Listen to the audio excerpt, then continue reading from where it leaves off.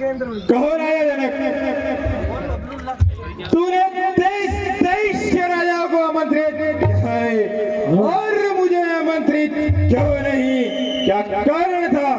अत्यंत शीघ्र बदला। महाराज, आपकी लंका और हमारी जनकपुरी के बीच में जो 100 योजन का समुद्र फैला हुआ है, इसके कारण हम आप तक ये निमंत्रण नहीं पहुंचा पाए। इसके लिए हम क्षमा प्रार्थी हैं। जब कोई तेरे राज्य में ऐसा चतुर मंत्री नहीं था तो पवन को बहना था, या नहीं तो समुद्र में बहा देना था। समुद्र कूद चलकर मेरे घर देने आता।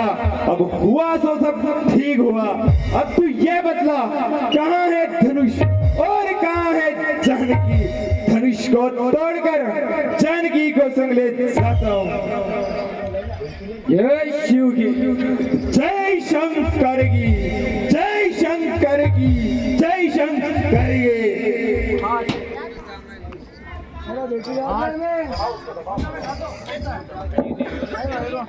महाशय, अपने क्रोध को थोड़ा शांत कीजिए और कृपया हमें अपना परिचय दीजिए। ये कौन मूर्ख है जो मेरा नाम जानता नहीं जानता है तो सुन ले। उत्तम कुल पुलस्तुनी नाती हूँ, विसर्वा का साया हूँ। ये कुंभकर्ण का भाई मेघनाथ का पिता हूँ। लंकाधिपति राजा रावण मेरा नाम है। महाशय, ये रखा हुआ है गरुड़ का धनुष, विचारों से नहीं बनता है। क्यों बकवास करते रहते हो? महाशय, आप तो मुझे बड़े ही घमंडी राक्षस दिखाई पड़ते हो। मैंने मुझे दंड से देखी खंड खंड भाजी गए। ब्रह्मांड हृदय काल गिनो कौन है? परम परम प्रेंट नाव खंड में, अरे परम प्रेंट नाव खंड में अखंड फैलो दे के प्रताप मार कंडोल कौन है? यानी कि मैंने अपनी भुज दंडों से जगत को खंड खंड देखकर वह काल भी ब्रह्मांड से भाग गया और मेरा तीक्ष्ण प्रताप नव खंड में अखंड फैल रहा है। जिस प्रताप को देखकर, अरे मेरे इस प्रताप को देखकर वह सूर्य भी मौन दौड़ चलता है। मेरे कुबेर को दंड देते द्रव हिनकर खड़ा है। मेरे क्षत्रिय के समान सुमेरु पर्वत उठा लिया है। तो मैं गर्व न करूं तो कौन करे? मुझ सा पंडित और मुझ सा योद्धा और न कोई दूजा है। मैंने अपने शीश काट काट उस शंकर को पूजा है। रावण, ये है शिव का पुराना धनुष नहीं, विधाता ने इसे ब्रज का सहारा लेकर रचा है। अरे तू इसकी गुरुवाई को नहीं जानता है, अरे तू इसकी गुरुवाई को नहीं जानता है और सुनता है। इससे तो बड़ा मूर्ख प्रतीत होता है। तूने अपना गर्व गंवाने को, अरे तूने अपना गर्व गंवाने को इस धनुष तोड़ने का विचार बनाया है। क्योंकि जो पद से बढ़कर बातें करते, अरे जो पद से बढ़कर बातें करते वो तो एक वाहिका के बाद दिखाई पड़ते हैं। एक शीश कौन नमाई, एक शीश कौन धरी, ये सारा जगत सरसों के समान है।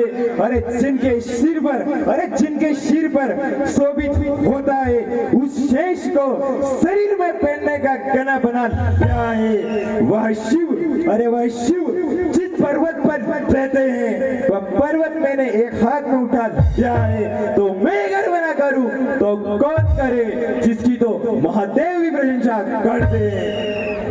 रावण, जो भगवान तीनों लोगों को वरदान देने वाले होते, इन्होंने 3 चरण पृथ्वी के लिए विनीत बड़ा वेश वामन का अपनाया। जब वो पिता के पास गए, अरे जब वे पिता के पास गए तो बाली ने उन्हें पहचान लिया, तब भी उन्हें निराश नहीं किया। जब उन्होंने दान मांगा तो मैंने ही उनके हाथों में जल लाकर दे दिया था। वो निदान जो मैंने किया, उसका सिद्धांत तो दिलों की भी साक्षी मानता है। पर तू जैसा घमंड तो मैंने भी नहीं किया है। अरे सुन चुका हूँ प्रण तेरा, ये असमंजस की बात। अब कौन करे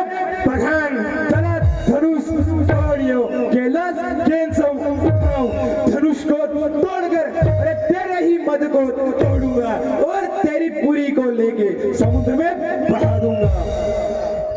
ठीक है, आधी रात का समय, ये सारी प्रजा सो रही है, मैं धनुष की प्रदक्षिणा तो कर लूं कि विधाता ने उसे कैसा रचा और उसकी गुरुवाई क्या है, मेरे महादेव का धनुष कैसा है।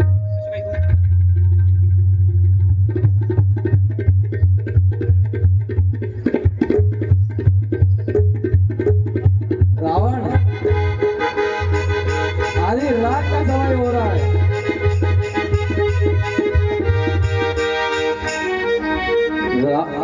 रावण, आधी रात का समय हो रहा है, तुम इस धनुष के पास क्या कर रहे हो? ये कौन मूर्ख है जो आधी रात को भी जाग रहा है? रावण, मैं तुमसे हाथ मिलाना चाहता हूँ। आधी रात के समय मैं किसी से हाथ नहीं मिलाता हूँ।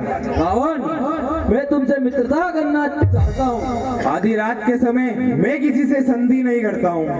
रावण, मैं तुमसे युद्ध करना चाहता हूँ। अरे बोल, आधी रात के समय बस सूर्य अस्त के बाद कोई युद्ध नहीं करता है क्या? तुझे ये ज्ञान नहीं? अरे देखो देखो सभा के लोगों, जिसने केला हाथ में उठाया था वो कैसे नाक लगोड़ता है, अपनी बीसों भुजाओं ताल के समान, अरे अपनी बीसों भुजाएं ताल के समान जराती है, पर कैसे वो साथ लगोड़ता है। अतः हमने निश्चय कर लिया कि शिव की पताका को नहीं तोड़ता है। रावण, तेरी कन्या कुंभी नसी को मधु के तक देख लिए जा रहा है।